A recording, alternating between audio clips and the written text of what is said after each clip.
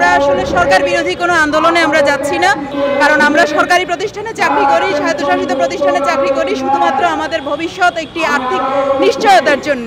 কিন্তু দুঃখজনক হলেও সত্যি কোথায় যেন একটা ষড়যন্ত্র পাবলিক বিশ্ববিদ্যালয়কে এখানে অন্তর্ভুক্ত করা হয়েছে। আর এই দাবি যদি আমাদের বিলম্বিত হয়, আমাদের বিশ্ববিদ্যালয়গুলোতে কর্মপরিবেশ নষ্ট হবে আমরা মনে করি।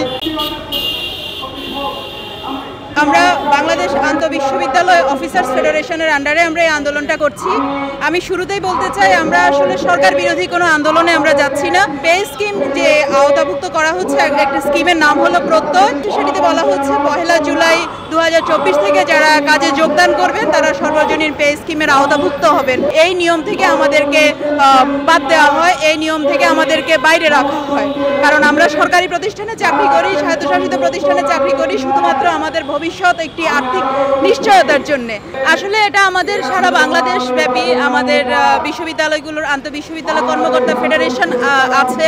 ফেডারেশন যে সিদ্ধান্ত নেবেন, আমরা সে সমস্ত সিদ্ধান্ত এখনো আমাদের কাছে পূর্ণাঙ্গ রূপে আসেনি, তো এই মুহূর্তে আমি বলতে পারছি না, আসলে বলতে পারতাম। সর্বজনীন পেনশন স্কিম থেকে বিশ্ববিদ্যালয়ের অন্তর্ভুক্তি প্রত্যাহারের দাবিতে আমাদের আজকের এই মানববন্ধন। আমরা সারা বাংলাদেশ থেকে 57টি বিশ্ববিদ্যালয়ের কর্মকর্তা সমিতির প্রতিনিধিরা আজকে এখানে এসে মানববন্ধন করে আমাদের একমাত্র অভিভাবক শেখ হাসিনার কাছে আমাদের আজকের আবেদন যে সর্বজনীন পেনশন স্কিম থেকে বিশ্ববিদ্যালয় সমূহের যে অন্তর্ভুক্তি প্রজ্ঞাপন হয়েছে সেখান থেকে বিশ্ববিদ্যালয় অন্তর্ভুক্তি অনতিবিলম্বে প্রত্যাহার করা হোক, এবং সর্বশেষ ইউজিসিতে বাংলাদেশ আন্তঃবিশ্ববিদ্যালয় অফিসার ফেডারেশনের 12 দফা দাবিকে পাশ কাটিয়ে যে নীতিমালা অনুমোদনের সুপারিশ করা হয়েছে সেই নীতিমালায় অনতিবিলম্বে 12 দফা সংযোজন করা হোক। আমাদের দাবি হচ্ছে আমাদের যে সার্বজনীন পেনশন নীতিমালা তৈরি হয়েছে সেটিকে আমরা সাধুবাদ জানাই, কিন্তু দুঃখজনক হলেও সত্যি কোথায় যেন একটা ষড়যন্ত্র পাবলিক বিশ্ববিদ্যালয়কে এখানে অন্তর্ভুক্ত করা হয়েছে।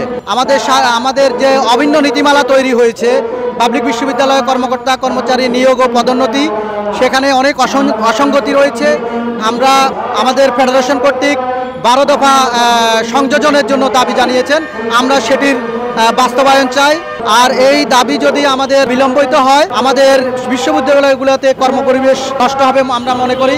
বাংলাদেশের পেনশন নীতিমালা আলোকে যেসব জনগোষ্ঠী আসে নাই তাদেরকে এর আওতা নিয়ে আসবেন। এই মাননীয় প্রধানমন্ত্রী যখন প্রত্যন্ত অঞ্চলের দেশের সার্বজনীনকে পেনশন নীতিমেলা করতে চেয়েছেন যারা পেনশনের আওতায় ছিল না, বাংলাদেশে পাবলিক বিশ্ববিদ্যালয়ে 18,000 কর্মকর্তাদের ভাগ্য নিয়ে চিনিমিনি খেলতেছেন। আমাদের এই দাবিগুলা অন্তত এর সাথে অন্তর্ভুক্ত করে নতুন নীতিমালা প্রণয়ন করা হোক।